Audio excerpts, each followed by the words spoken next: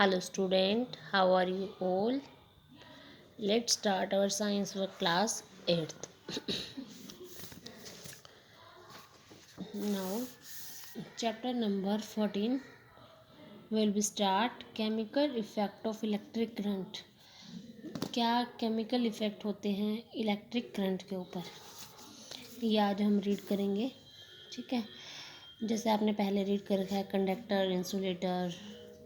अब हम आज ऐसा रीड करेंगे क्या, पहले तो हमने रीड किया था जो हमारी जो इलेक्ट्रिसिटी है वो सॉलिड्स के अंदर पास होती है। आज हम रीड करेंगे कि क्या लिक्विड में भी पास होती है। इस चैप्टर में हमारे ये कंसेप्ट्स क्लियर होंगे। ओके, अब है आपका conduction of electricity, first topic है। इसमें आपका है कंडक्शन, जैसे सॉलिड है उसमें और सम लिक्विड कंडक्ट इलेक्ट्रिसिटी। ओके, अब सबसे पहले हमारा टर्म हमारी कंडक्टर। कंडक्टर तो शायद सब स्टूडेंट को पता होगा, आपका 6th क्लास से स्टार्ट हुआ होगा। कंडक्टर क्या होता है? Conductor which allow electricity to pass through them, जो अपने में से इलेक्ट्रिसिटी को पास होने तो उसको बोलते हैं हम कंडक्टर। जैसे सिल्वर, गोल्ड, कॉपर, एल्यूमिनियम, ये क्या है हमारे कंडक्टर। इंसुलेटर क्या होते हैं? Which do not allow to current to pass through them is called insulator. उसको क्या बोलते हैं हम? इंसुलेटर। जैसे प्लास्टिक, रबर, वुड, ये क्या है हमारे इंसुलेटर।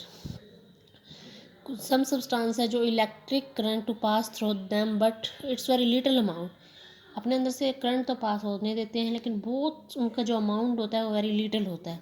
उनको हम या तो पुअर कंडक्टर बोलते हैं या फिर हम इंसुलेटर बोलते हैं। ओके, अब आगे आपका है टेस्ट करना है आपको, the testing the conduction of electricity through liquid. अब लिक्विड में से कैसे हमारा जो करंट है वो पास होता है, उसकी हम यहाँ पे एक्टिविटी करेंगे। देखो, जो हमारा प्योर वाटर होता है ना, वो उसमें से ये करंट जो होता है पास नहीं होता। Pure water does not conduct electricity. और लेकिन उसके अंदर कुछ सॉल्ट अगर डिज़ोल्व हो जाए तो उसके बाद क्या होती है, उसके अंदर से इलेक्ट्रिसिटी पास हो जाती है। वो हम एक एक्टिविटी के थ्रू देखते हैं।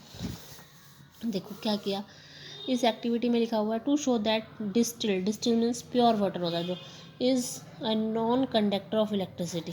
Non conductor. अब इस जो आपकी फिगर दे रखी है इसमें आपको क्या क्या चीज़ें रिक्वायर्ड है। सबसे पहले कॉपर वायर होनी चाहिए, डिस्टिल्ड वाटर होना चाहिए, और यहाँ पे 2 इलेक्ट्रोड्स। इलेक्ट्रोड्स मीन्स कुछ भी, कोई भी नेल्स ले लो, बीकर हो, बल्ब हो और ड्राई सेल्स हो। ठीक है, अब क्या करेंगे हम, कॉपर वायर को एक साइड से यहाँ बीकर लेंगे, बीकर में हम क्या लेंगे, डिस्टिल्ड वाटर लेंगे।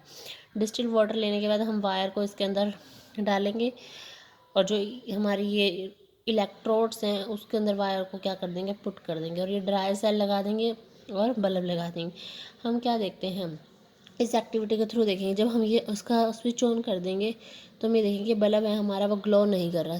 बल्ब ग्लो नहीं कर रहा, इट मीन्स इसके अंदर से जो डिस्टिल वाटर है उसके अंदर से क्या करंट पास नहीं हो रहा। ओके, यही हमारी एक्टिविटी है कि बल्ब डज नॉट ग्लो।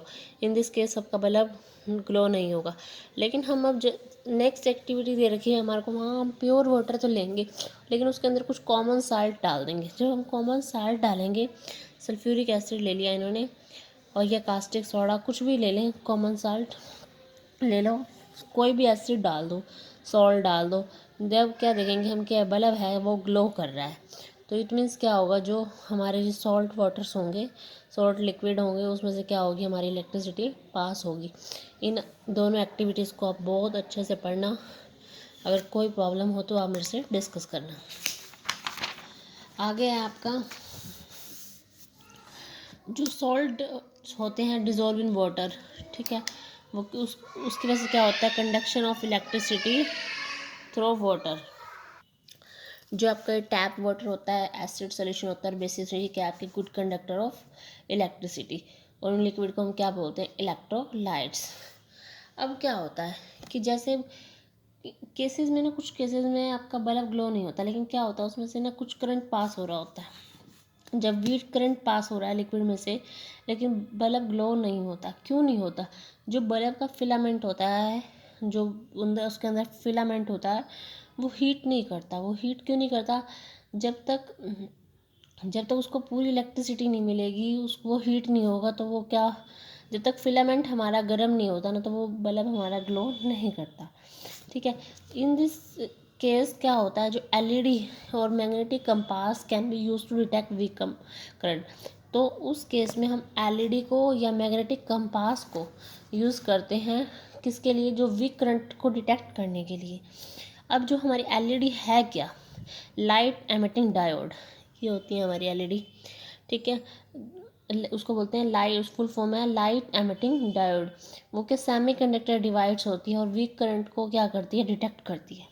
अब एलईडी की 2 वायर्स हैं, वन लॉन्ग है और वन अदर शॉर्ट है। जो लॉन्ग वायर होती है वो बैटरी के पॉजिटिव टर्मिनल से अटैच होती है और जो शॉर्ट होती है वो बैटरी के नेगेटिव टर्मिनल से अटैच होती है। ओके। अब क्या है जो, लेकिन आजकल हम एलईडी को लाइटिंग पर्पस के लिए यूज़ कर रहे हैं, डेकोरेशन में यूज़ करते हैं। आपको पता है टॉर्च में, ट्रैफिक्स में इन एलईडी का यूज़ होता है। इसके कलर्स भी होते हैं, रेड, ब्लू, ग्रीन, येलो, बहुत कलर्स में भी अवेलेबल है। और जो ये आपकी, और अनदर कंडक्टर क्या है हमारा, कंपास, मैग्नेटिक कंपास, ये होती है मैग्नेटिक कंपास।